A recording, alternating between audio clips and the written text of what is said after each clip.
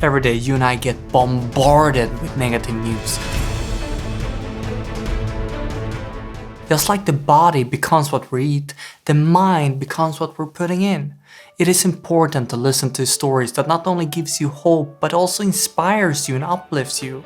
In this podcast, we're interviewing experts who will break down the solutions to the world's most pressing problems.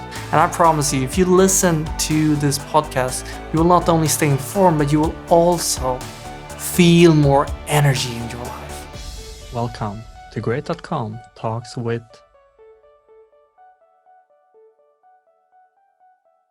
Great.com is a philanthropic project where we're donating 100% of our profit towards the most effective cause areas like protecting the rainforest, funding climate change technology.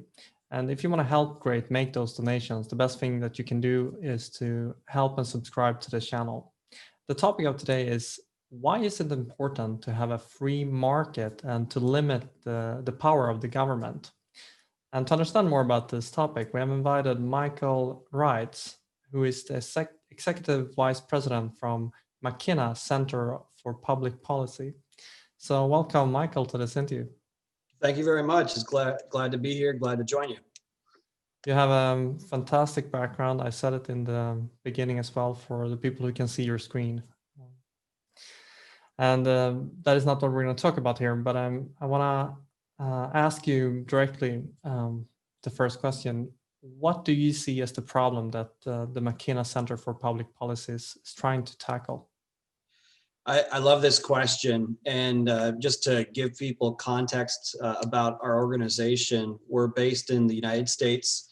We're in the state of Michigan, and we work on public policy questions that are facing Michigan lawmakers at any given time. So the agency that we often work with is either the Michigan state government through the agencies there, or through the state courts or through the state legislatures. And we're very focused on Michigan's economy and prosperity and the well-being of its citizens. That's really our primary focus. So when we think about the problem that we're trying to solve, we really think about it in terms of the vision that we have for Michigan, and I think this applies to all people. But we happen to be focused on a specific region. We want to increase the liberty and the opportunity for all people. Of course, we're focused on Michigan, but I think that the ideas that we work on have relevance all around. Certainly the other states here in the U.S. And really all around the world.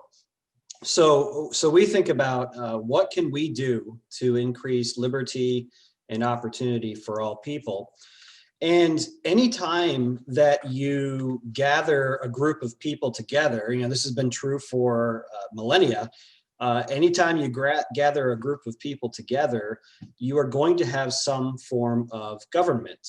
And that government may be very loose, it may be very oppressive, it may be very organized, it may be tumultuous, but there's going to be a form of government because people understand that they have to, for the ultimate collaboration and cooperation as a society, you need to understand what the rules of the game are.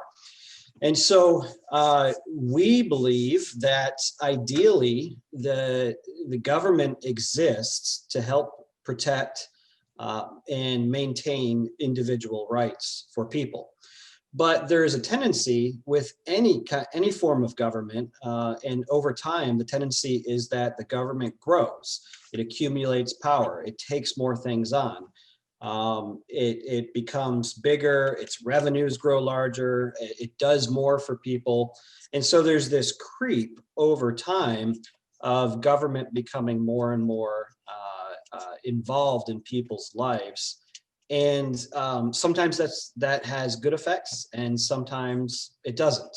And so part of what we're trying to evaluate here in the state of Michigan is in what areas is the government the only and best tool for fixing a problem where can truly be a force for good, and where are other areas that just the cooperation between people, whether it's free people or free markets, in what ways can those things solve the problems that we're facing as a society?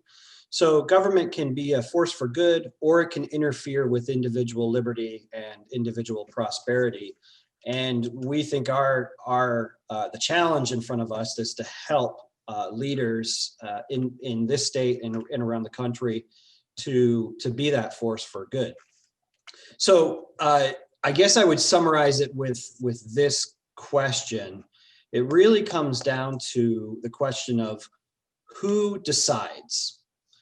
Who decides where you live? Who decides the way in which you worship? Who decides what you're going to pursue as a livelihood? Who decides where you send your children to school? Who decides what things your tax dollars are going to pay for? Our framework is that increasingly it's valuable for individuals to have agency and to have the ability to make decisions for themselves and for their futures and their families, rather than some bureaucratic and oppressive centralized government structure. And I'm painting in very broad strokes here, but I think the problem that we're trying to address, to answer your question, is to locate the power of decision with the individual, rather than through a government program that takes their agency out of their hands. Mm. I see it almost like you're helping to pinpoint the blind spots of the government. Is that a short summary?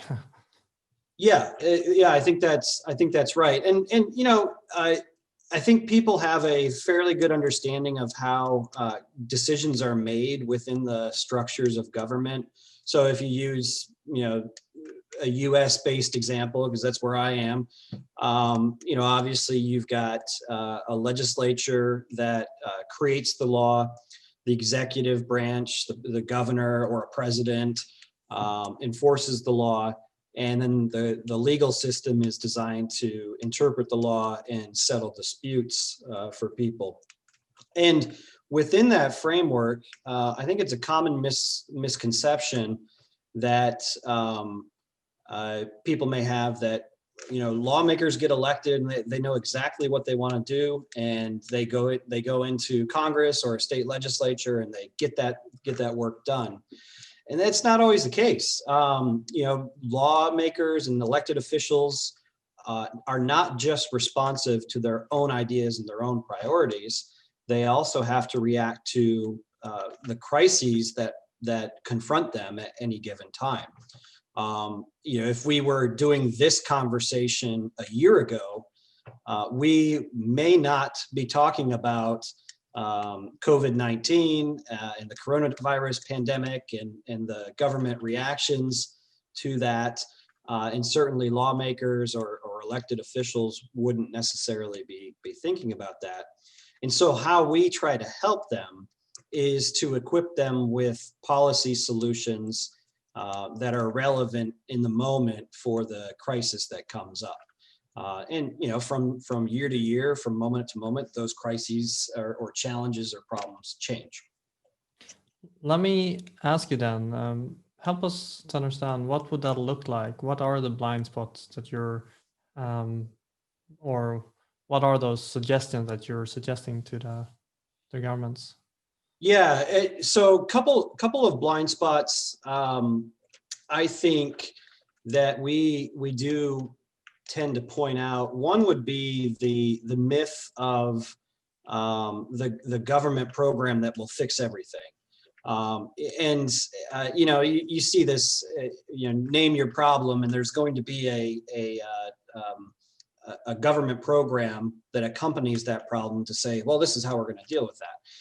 So if it's a pandemic, or maybe it's an economic crisis, or maybe the roads are crumbling and we need to fix the roads, it's common for elected officials to say, "Well, we've got the program that'll fix that problem," and that is certainly a piece of it, because government institutions are part of our society.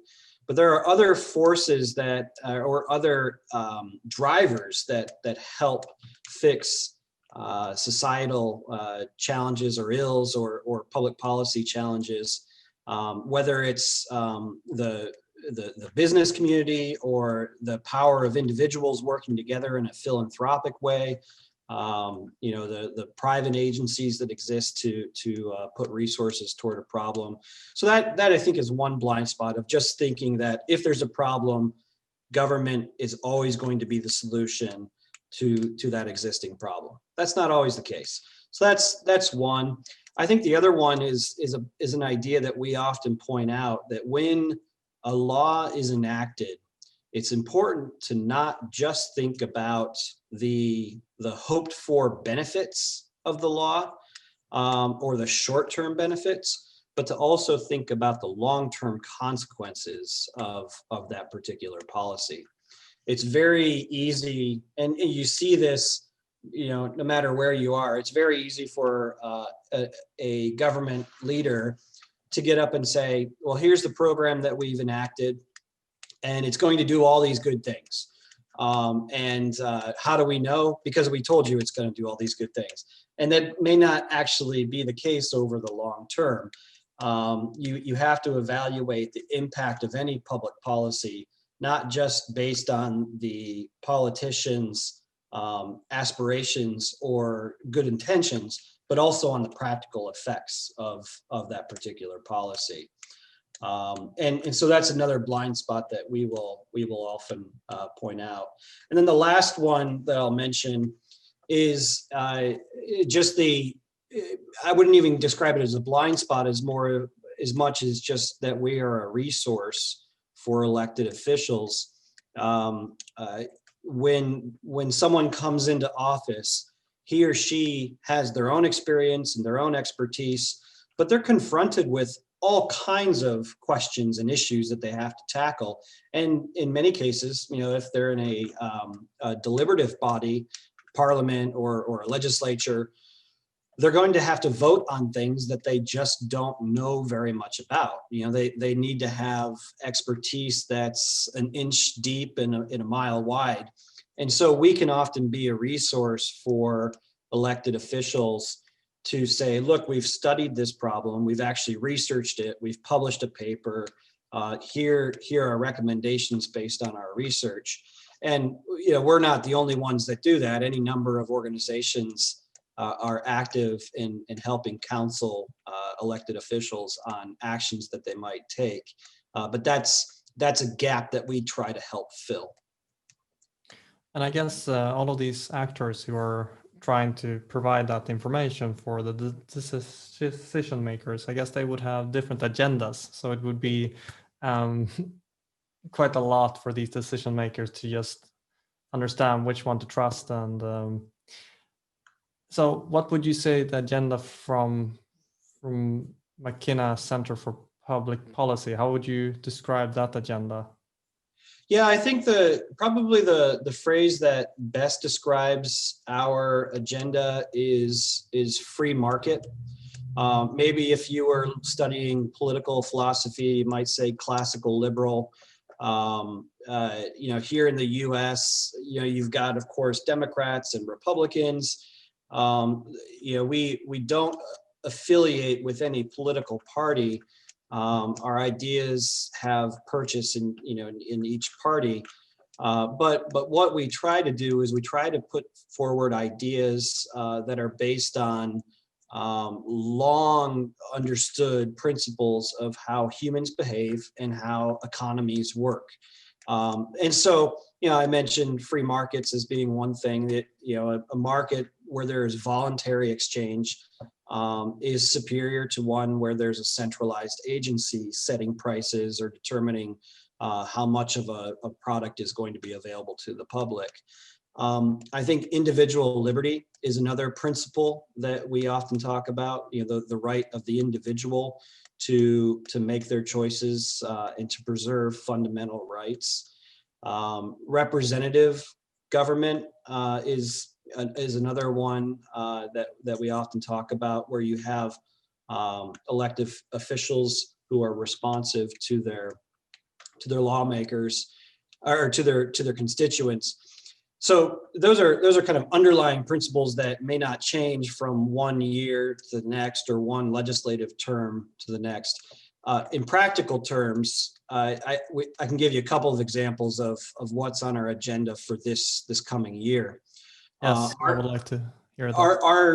Our state, like many government units around the world, is grappling with how to deal with the coronavirus pandemic.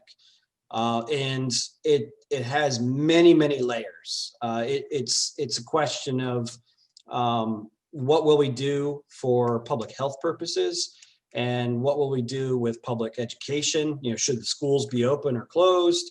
All those questions are in play right now. And then because of the emergency measures that are in place here and in other places, there's kind of a restriction on economic activity. Right now in Michigan, if I wanted to go to a restaurant and sit down and have a meal, I can't. Restaurants are closed here in early January. I can only get takeout. So that then creates a revenue problem for the state government, where they have to evaluate, how are we going to do what we want to do, and do it with fewer resources. So the things that are on our agenda for the coming year, kind of loosely speaking, one is to help move the state to a point where we can have full economic activity and do it safely, considering the pandemic that's still underway. If businesses are able to operate safely, we want that, because that is how people take care of themselves and their families and their communities, and it also drives revenue for the state. We are concerned about public education right now in our state. Many schools are conducting classes just like this interview is happening. It's happening over Zoom or some other video platform, and that has some consequences for educational outcomes, we think. So we're worried about that. And then the final thing that we're evaluating is, just as the state addresses its budget for this year, there are things that it must do, like pay for public education, pay for infrastructure, pay for healthcare, and we want to help elected officials identify those areas where maybe we could make cuts to the state budget without there being a consequence to some critical program.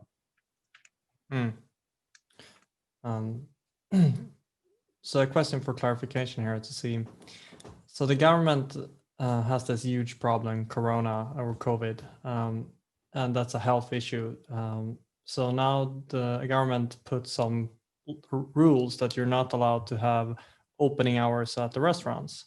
Mm-hmm. Are you saying that in the name of liberty, that kind of goes against what liberty stands for, that people should be allowed to still have it open? Or are you saying it's, how does that work? Yeah, it's a tough question. And it's one that elected officials are wrestling with all over. I think, generally speaking,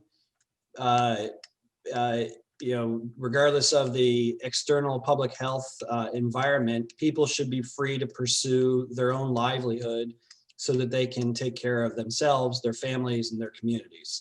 There ought to be a right to earn a living, so to speak. In the U.S. in the Declaration of Independence, they described it as the pursuit of happiness. I think that's kind of a fundamental assumption for us, that people have the right to pursue a living. Now, over the centuries, we have acknowledged as a society that there are some extraordinary circumstances that might cause us to have a temporary reduction of liberty or freedom or economic activity. And sometimes those things are obvious. Like in a state of war, the government can take over certain means of production, and that's been upheld in our in our country. They can divert things. So, hey, we're not making as many cars now. We're going to make airplanes or whatever. And then with public health emergencies, there's always been the recognition that maybe to deal with the spread of some kind of disease, we're going to reduce the individual's liberty in some way. And that is the question that elected officials are wrestling with all around the world right now.